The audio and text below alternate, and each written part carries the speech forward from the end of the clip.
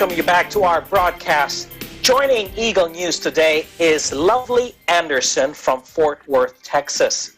She was brought up in a biracial household and is now a mother of two boys and working as a frontliner as an airport customer service representative at Love Field in Fort Worth, Texas. Now, Lovely will share with us her thoughts about the ongoing call for racial equality and also her experiences as a frontline essential worker during this COVID-19 pandemic. Ekomamai, welcome, and aloha, Lovely. Thank you for joining us today. Thank you so much. I appreciate it. First and foremost, I appreciate you having me on your show. I think it's very important that we open up the means of dialogue and we talk about things and we have a conversation and it opens it up that we can all talk about something. Again, my name is Lovely Anderson. I'm from Fort Worth, Texas. I'm a single mom and I'm also a frontline employee at Dallas Love Field Airport in Dallas, Texas. So, just describe to us what is it like growing up, being biracial? It's a good thing because I grew up with the best of both worlds. I have my mother. She is from the southeastern country, the Philippines, and I have my dad. He is born and raised in the United States, African American, and my dad was in the military. He met my mother in the Philippines, and our family begun. We come from humble beginnings from the Philippines and we moved to the States. We've moved around. I grew up in Japan. I graduated high school from Japan and then I moved to the States. So it's been a ride. I will say that it does help me being a biracial child because I'm open to a lot of different cultures.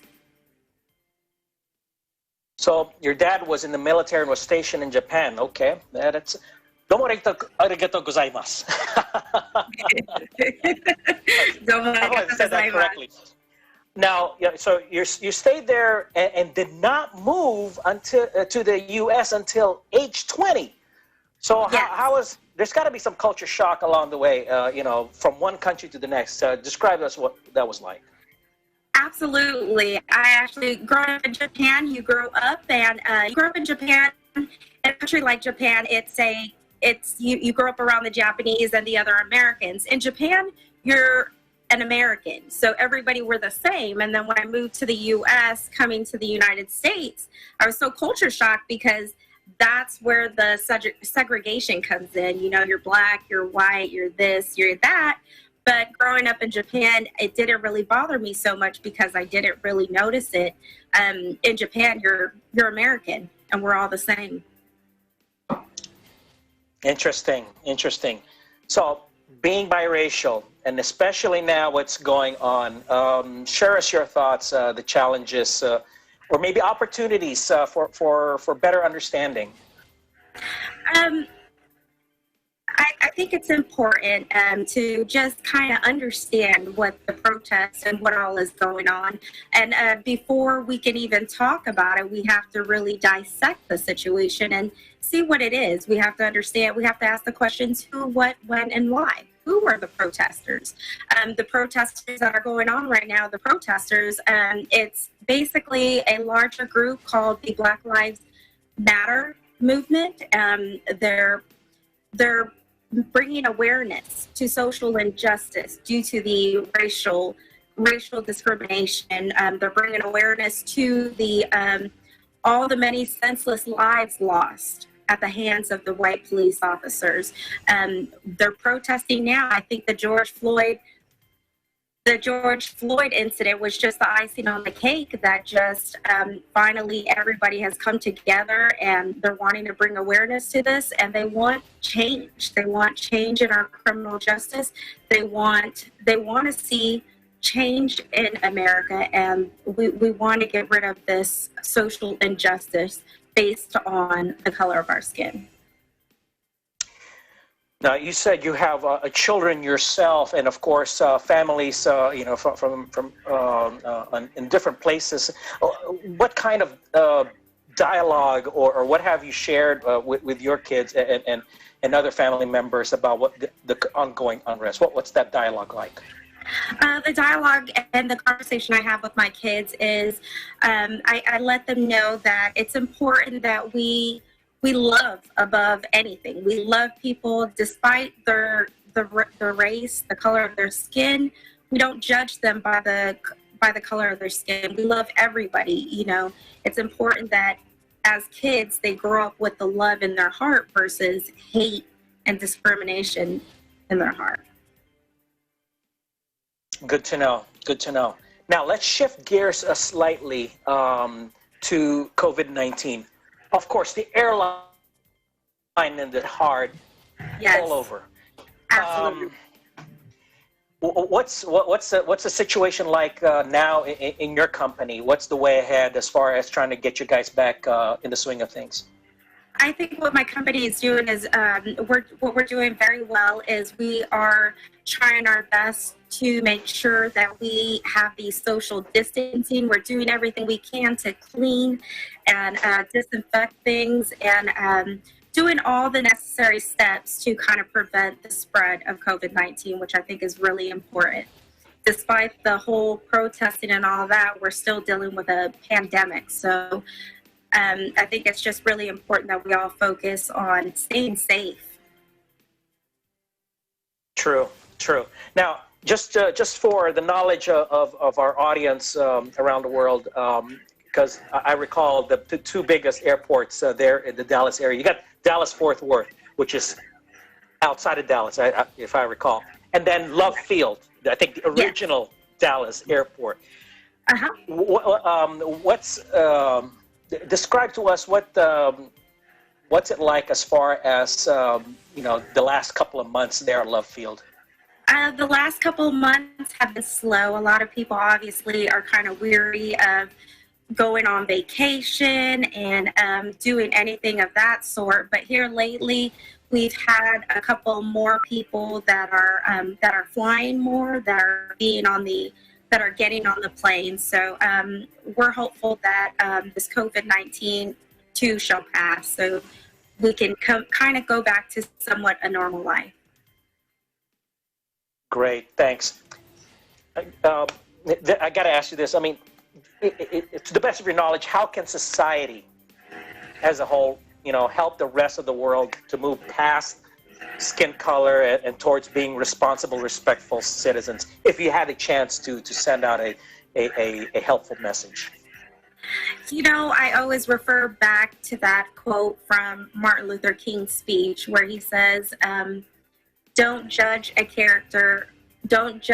individual by the color of their skin, but by the contents of their heart and the contents of their character. And I think that's really important for everybody, just to look past the color and just really, really go for the contents of their character versus the color of their skin. And always, I stand firm with a quote of love above hate.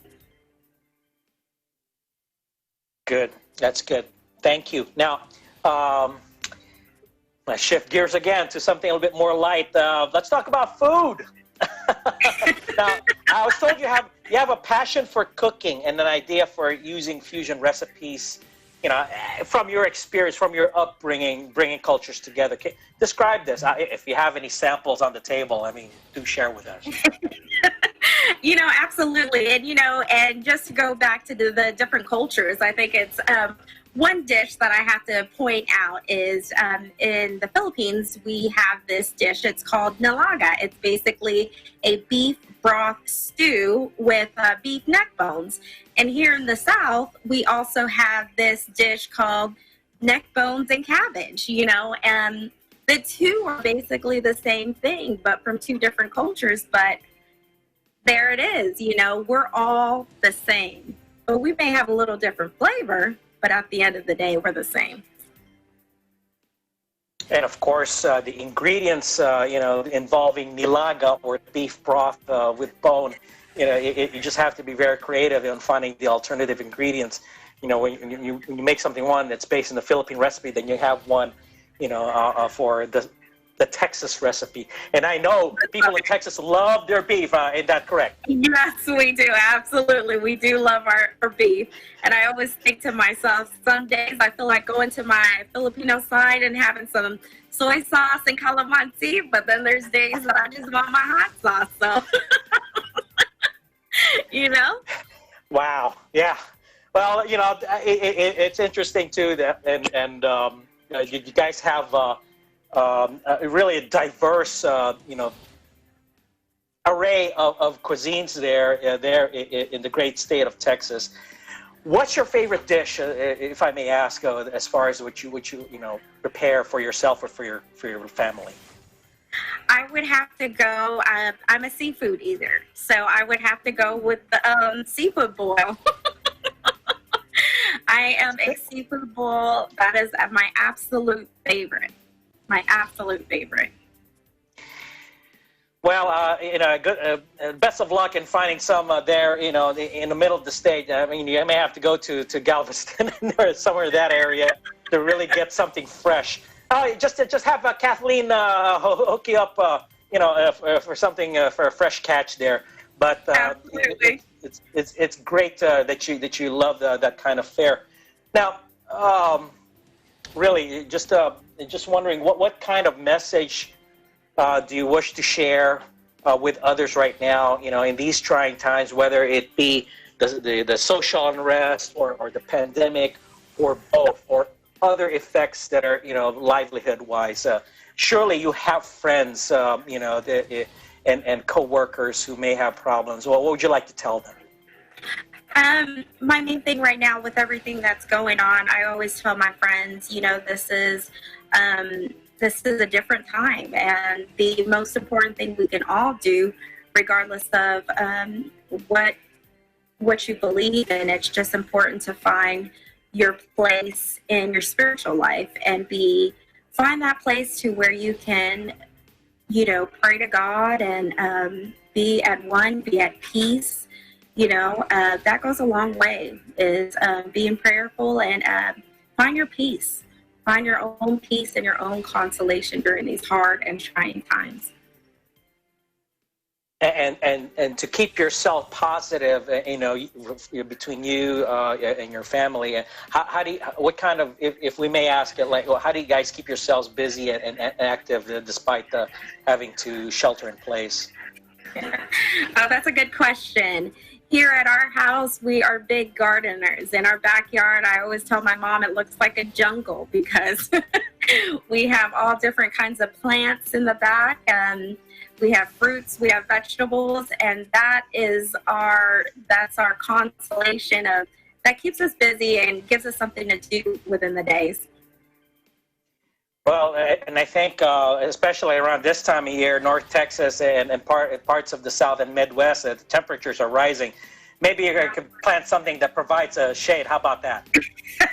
Absolutely. We're almost close to the hundreds out here, so it's getting pretty hot. Now, I also remember now this is hurricane season. What are you guys doing to prepare for this time of year? Yes, absolutely, and that's another thing that's coming soon. Hurricane season it's right around the corner, and from what I've been reading on the articles and the news and stuff, they're saying that it may be a hard time. We may have some really bad storms this year because of the global warming that surrounds us. So we're just all going to hang tight and take one day at a time. Well, be careful there, and I know you guys are going to be busy, with everything that's going on, and at the same time, you just have to be careful with your movements. I wish you the best for you and your family. You please take care of yourself, and we look forward to hearing from more of you, especially there in North Texas. I'll tell you what, Kathleen's with us right now. I'm trying to send a message to her because Dallas is a beautiful place, as far as I recall.